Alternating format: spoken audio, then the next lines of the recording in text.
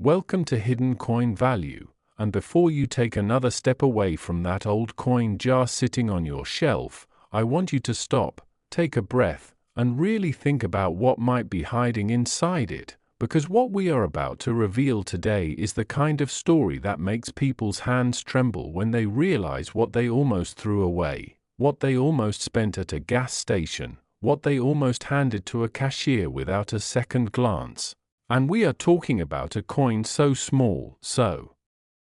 seemingly ordinary, so perfectly disguised as everyday pocket change, that the vast majority of Americans have held one in their hands at some point in their lives without ever knowing they were holding something that could change everything. We are talking about the 1954 Jefferson Nickel, a 5-cent coin that most people would spend on a piece of gum without blinking, and yet in the right condition, with the right characteristics. This coin has been valued by top numismatic experts at a staggering, jaw-dropping, almost impossible to believe $33 million. Yes, you heard that correctly, $33 million for a nickel, and before the video is done today, you are going to understand exactly why, and trust me, you do not want to leave early, because later in this video we are going to be covering another Jefferson Nickel, a different year, a different story, and the secrets surrounding that coin are so shocking, so unbelievable, that even seasoned collectors have been left speechless. So stay locked in, do not go anywhere, because what comes next might just make your heart race.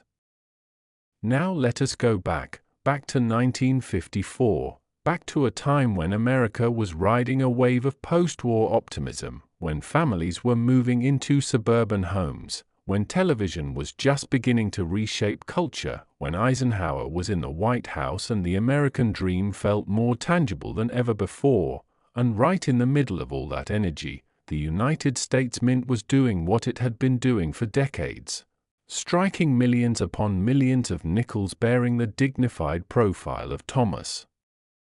Jefferson on the obverse and his beloved Monticello estate on the reverse, a design that had been introduced back in 1938 by artist Felix Schlag, a design chosen through a national competition that drew nearly 400 entries, a design meant to honor one of America's founding fathers in a way that was both elegant and accessible, and in 1954 the Mint was operating across multiple facilities, with coins being produced at Philadelphia, Denver, and San Francisco, each carrying their own mint mark, or in the case of Philadelphia, carrying no mint mark at all, and it is within that system, within that massive industrial operation of dies and planches and striking presses running day and night, that something extraordinary happened, something the mint workers did not intend, something that slipped through quality control like a ghost, and that something is what collectors today refer to in hushed, reverent tones.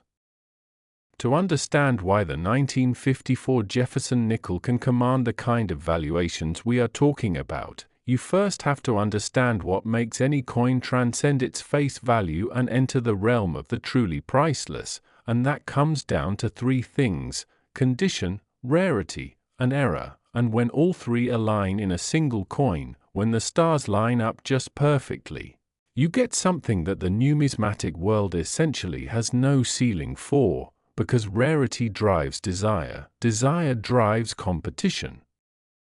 and competition at the highest levels of coin collecting drives prices into the stratosphere. The 1954 Jefferson Nickel in particular carries with it a mystique rooted in several key factors. First, there is the matter of full steps designation, a grading standard specific to Jefferson Nickels where the steps of Monticello on the reverse must be fully struck and clearly defined, 5 or 6 complete steps with no breaks, no merging, no weakness. And in 1954 the striking quality at certain mint facilities was notoriously inconsistent, meaning that a 1954 Jefferson Nickel with a certified full steps designation from a top grading service like PCGS or NGC is extraordinarily rare, so rare that when one surfaces in a high-grade, say MS-67 full steps or above, the collecting community essentially goes into a frenzy, because everyone knows that coins graded at that level from that year are not just uncommon, they are bordering on singular. They are the kind of coins that show up once in a generation if you are lucky, and auction houses know this, and bidders know this, and the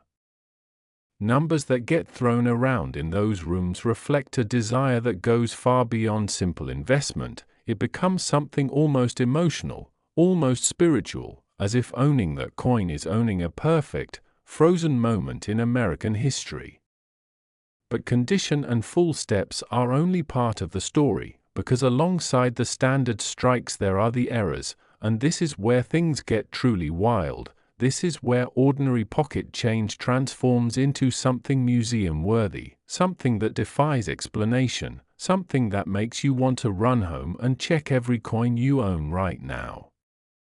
Among the most coveted varieties of the 1954 Jefferson Nickel are those that exhibit double die characteristics, where the working die used to strike the coin had itself been struck more than once during its creation at slightly different angles, resulting in coins where letters, numbers, and design elements appear doubled, ghosted, layered, as if Jefferson himself had shifted slightly between strikes. And to the untrained eye, these coins look like printing mistakes, like someone smudged the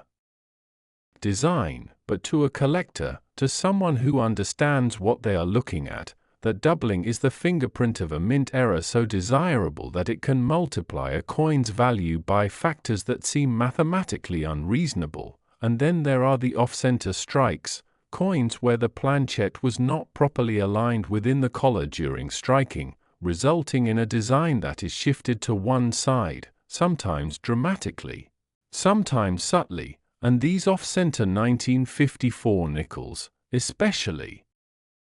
those where the date is still fully visible despite the shift, are among the most sought-after error coins in the entire Jefferson Nickel series, because they represent a perfect storm of visual drama and verified rarity, the kind of coin you frame rather than spend. There are also the broad strikes, coins that were struck without the retaining collar that normally shapes the coin's edge, resulting in a broader, thinner planchet with a design that spreads slightly beyond its intended boundaries, and the die cap errors, where a coin gets stuck to the die and begins to shape subsequent coins, creating bizarre, cup-like forms that look more like sculpture than currency, each of these error types adding another layer of desirability. Another reason for collectors to empty their wallets, their savings accounts, their retirement funds just for the chance to own one. And the stories of discovery, those are the ones that keep the treasure hunting spirit alive in the coin collecting community. There is the story of an elderly woman in Ohio who brought a coffee can full of old coins to a local coin show in the late 1990s, not expecting much, maybe hoping for enough to cover a few bills, and when a dealer began sorting through the contents of that can, he stopped dead, his hands went still, and he looked up at her with an expression she later described as someone who had just seen a ghost, because sitting there among the wheat pennies and buffalo nickels was a 1954 Jefferson nickel in a state of preservation that defied all logic, no scratches, no contact marks, virtually no wear, as if it had been struck and placed immediately into protective storage, and the coin eventually made its way to a grading service and came back with a designation that made grown men cry, and the auction that followed was the kind that gets whispered about for decades. And there is the story of a young collector in his 20s who searched roll after roll of old nickels he bought from a credit union that was clearing out its old coin inventory, hundreds of rolls, thousands of coins, and deep inside one of those rolls, sealed in what appeared to be an original bank wrapper from the mid-1950s, he found a 1954 nickel so pristine, so perfectly struck, with steps so complete and sharp they looked like they could cut glass, that he sat in his car in the credit union parking lot for 20 minutes just staring at it, unable to move, and that coin, properly certified and authenticated, entered the market at a value that set a new benchmark for the series. Now you might be sitting there asking yourself how in the world a nickel, a coin whose face value is 5 cents, a coin you have handed back as change 1,000 times without thinking, could possibly be worth $33 million, and the answer lies not just in the coin itself but in the culture and economy that surrounds rare numismatics at the highest level, because the ultra-wealthy collect coins the way others collect art. They see them as stores of value, as tangible history, as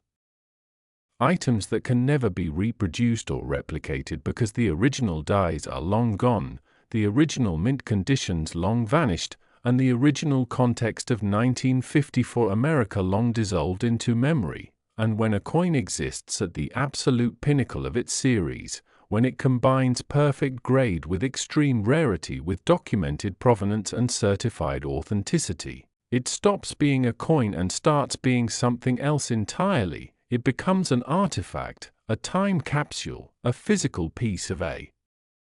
world that no longer exists, and people pay extraordinary amounts of money for that kind of connection, that kind of permanence, that kind of story. So the next time you find yourself near a jar of old coins, near a collection that a grandparent left behind, near a flea market table covered in old change, slow down, look carefully, and remember this video, because the 1954 Jefferson Nickel might look like nothing special, might feel like nothing special, but somewhere out there coins from that year are sitting in drawers and attics and forgotten collections waiting for someone to recognize what they truly are, and if you happen to be that someone, your life might never be the same again. And if you think what we just covered was mind-blowing, if you think $33 million for a nickel was enough to make your jaw drop, then I need you to stay right where you are, because what is coming next in this video is something else entirely. We have another Jefferson Nickel on deck, a different year, a different set of secrets, a different story of mint mystery and collector obsession, and the details surrounding that coin, the circumstances of its creation, the errors that haunt it, and the valuations it has inspired, are so extraordinary that even what we just talked about will feel like a warm-up. So do not move, do not click away, do not even blink, because the next coin is about to make everything you just heard seem like the opening act. Next, 1977 Jefferson Nickel. And if you are still here, if you stayed through everything we just uncovered about the 1954 Jefferson Nickel and its $33 million potential, then consider yourself exactly the kind of person who deserves what is coming next, because we are about to step into a story that is deeper, stranger, more layered, and more financially staggering than anything we have covered so far. And we are talking about a coin from 1977, a year that most people associate with disco music and Star Wars and the New York City blackout, a year that feels recent enough to be almost familiar, recent enough that you might think there is no way, absolutely no way, that a nickel from 1977 could be hiding the kind of value we are about to discuss, and yet here we are. Because the 1977 Jefferson Nickel, under the right circumstances, with the right characteristics, with the right combination of grade and error and rarity, has been evaluated and discussed among top numismatic experts at a valuation of $35 million, $2 million more than the coin we just spent the last several minutes breaking down. And if that number does not make you want to go dig through every coin you have ever owned, then nothing will, so settle in, because this story deserves every second of your attention.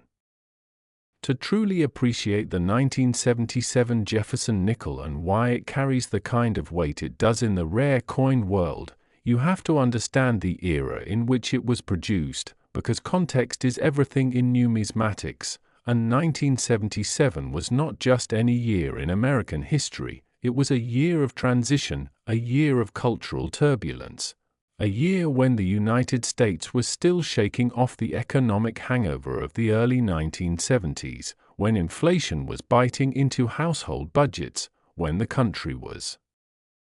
adjusting to a post-Watergate political landscape, when Jimmy Carter had just taken the oath of office and the nation was collectively exhaling and asking itself what came next, and in the middle of all that uncertainty, the United States Mint was under enormous pressure, producing coins in massive quantities to meet the demands of a country where vending machines and parking meters and payphones were consuming change at an unprecedented rate. And that pressure, that relentless industrial demand, is precisely where the story of the 1977 Jefferson Nickel begins to get interesting, because when you push a mint to produce at maximum capacity, when you run dies longer than you should, when you allow planchets to move through the system at speeds that prioritize quantity over quality, mistakes happen, beautiful, extraordinary, collector-igniting mistakes that slip through inspection and enter circulation disguised as ordinary 5-cent pieces. The Jefferson Nickel design in 1977 was the same classic schlag design that had graced the coin since 1938, Thomas Jefferson facing left on the obverse with the inscriptions Liberty and In God We Trust flanking his portrait, the date sitting below, and on the reverse the stately image of Monticello, Jefferson's Virginia estate, surrounded by the words United States of America and 5 cents. With E pluribus unum arching above, a design so familiar by 1977 that mint workers could strike thousands of them in their sleep, and that familiarity, that routine, is part of what makes certain 1977 nickels so exceptional, because it was precisely when production became routine that errors of the most spectacular kind began to sneak through, errors that no one caught, errors that no one was looking for, errors that would not be recognized for their true significance until years or even decades later when a sharp-eyed collector held one under a loop and felt their heart stop. In 1977 the mint was operating at Philadelphia and Denver, with the Denver coins carrying the D mint mark and the Philadelphia coins carrying no mint mark, a distinction that matters enormously to collectors because the production numbers, the die quality, and the striking characteristics differed between facilities. And the interplay between those variables is what creates the hierarchy of rarity that drives the market, because not all 1977 Jefferson Nickels are equal, not by a long stretch. And understanding the differences between them is what separates a casual collector from someone who walks away from a coin show having just acquired the rarest piece of the series. Let us talk about full steps, because with Jefferson Nickels this designation is the single most transformative factor in determining a coin's value, more than date, more than mint mark, more than almost anything else. Full steps refers to the complete, uninterrupted horizontal lines that represent the steps leading up to the portico of Monticello on the reverse of the coin. And for a coin to earn a full steps designation from a top-tier grading service like PCGS or NGC, it must show either 5 or 6 complete steps with no breaks, no merging at the edges, no weakness in the strike, and in 1977 achieving this was extraordinarily difficult because the mint was using dies that were often worn beyond their ideal lifespan, dies that had struck hundreds of thousands of coins before being used for what would become the most collectible pieces in the series.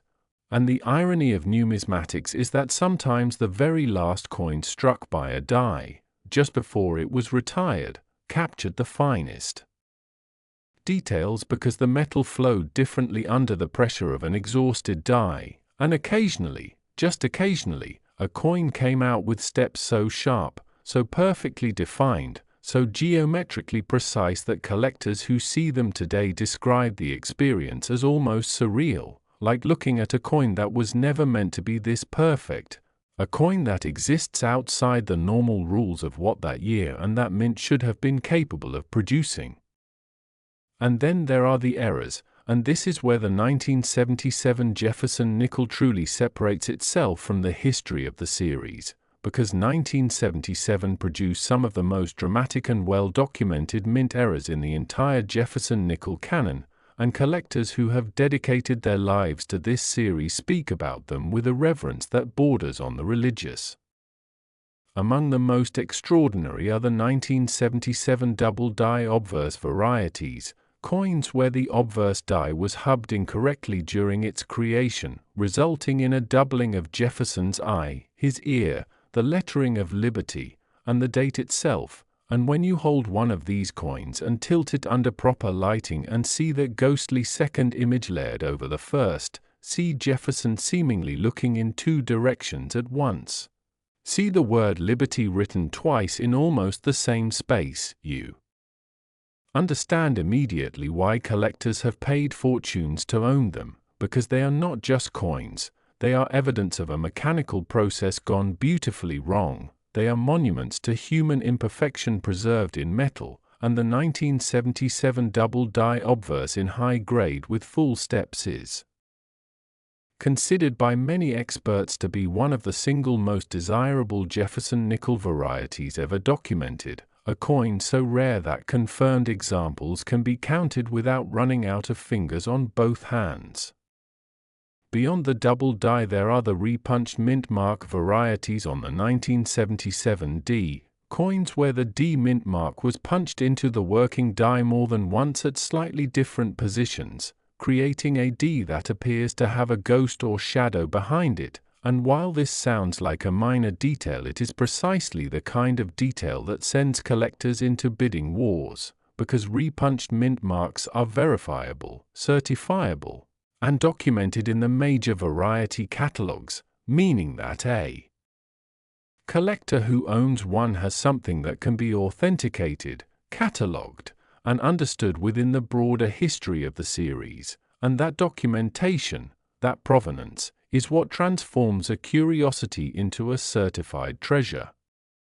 There are also the off-metal errors from 1977 that have occasionally surfaced and left the coin community in absolute disbelief, coins that were struck on planchets intended for other denominations, nickels that were accidentally fed into the press on dime planchets or cent planchets, resulting in coins that are the wrong size, the wrong weight, and the wrong composition, and yet bear the unmistakable Jefferson nickel design. And these off-metal errors are so rare, so genuinely accidental, so impossible to replicate, that when one surfaces it essentially sets its own price, because there is no comparable sale to anchor it to, there is no precedent that fully captures what it is worth, and in that vacuum of comparison the imagination of collectors runs wild and the numbers that get discussed start to sound less like coin prices and more like real estate valuations. The stories of 1977 Jefferson nickel discoveries are the kind that populate the dreams of every coin roll hunter, every flea market digger, every estate sale enthusiast, and one of the most remarkable involves a retired postal worker in Pennsylvania who had spent decades casually setting aside nickels that looked interesting to him, not because he was a serious collector, not because he had any particular expertise, but simply because something about certain coins caught his eye in a way he could not explain, and when his grandchildren finally sorted through the coffee tins and mason jars he had accumulated over 30 years of this habit, they found sitting among thousands of ordinary nickels a 1977 Jefferson nickel in a state of preservation so extraordinary that the local dealer they brought it to initially refused to believe it was genuine. Initially assumed it must be a cleaned coin or a proof coin mistakenly mixed in, because nothing that had been in circulation, nothing that had passed through human hands and cash registers and coin jars, should look the way this coin looked, and when it came back from professional grading with a designation that confirmed its authenticity and placed it among the finest known examples of the series, the family's quiet inheritance was suddenly worth more than the house they had gathered in to sort through it. There is also the documented case of a 1977 Jefferson nickel that surfaced at a major auction in the early 2000s with both a full steps designation and evidence of a spectacular die crack running through the reverse design, a die crack so prominent and so dramatically positioned across the face of Monticello that it transformed the coin from a simple high-grade example into a variety coin. A coin with a story written directly into its surface by the slow mechanical failure of the die that struck it, and die crack coins from the Jefferson series are cherished precisely because they are unrepeatable, because once that die cracked fully and was removed from service, no more coins could be struck with that exact crack in that exact position, making every coin it touched during its cracked phase a unique document of a specific moment in the mint's history. And the combination of that provenance with the coin's exceptional grade and full steps designation created a bidding war that reportedly left several serious collectors in a state of shock. What makes the $35 million valuation of the 1977 Jefferson nickel not just plausible but almost inevitable when you examine the logic of the rare coin market is the convergence of several forces that have been building for decades. First, there is the generational shift in collectors. As the baby boomers who grew up with Jefferson Nickels and formed deep personal connections to the series have aged into their peak earning years and are now competing for the finest examples with a ferocity driven by nostalgia as much as investment. Second, there is the growing recognition of Jefferson Nickels as a serious numismatic series among collectors who previously focused on more traditionally prestigious series like Morgan Dollars or St. Gordon's Double Eagles, and as new collectors enter the Jefferson nickel market they push prices upward across the board and especially at the pinnacle of the grade and rarity spectrum. And third, there is the simple mathematics of supply and demand applied to coins at the absolute top of their population reports, where sometimes only one or two examples are known to exist at a given grade level, and when those coins become available for purchase the bidding dynamic becomes less about fair market value and more about the psychology of two or more collectors who each simply must have what the other wants.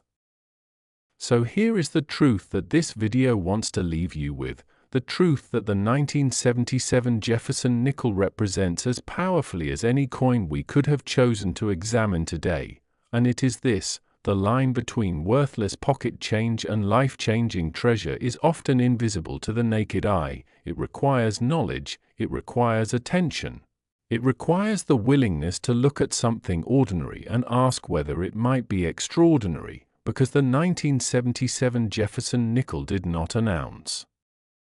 itself. It did not come with a label, it did not glow or shimmer or make a sound. It looked like every other nickel in every other cash drawer in every other store in America, and yet somewhere in the world right now there are 1977 Jefferson nickels sitting in drawers and piggy banks and forgotten collections that are worth more than most people will earn in a lifetime, waiting for someone with the knowledge we have shared today to recognize them for what they truly are. And if this video has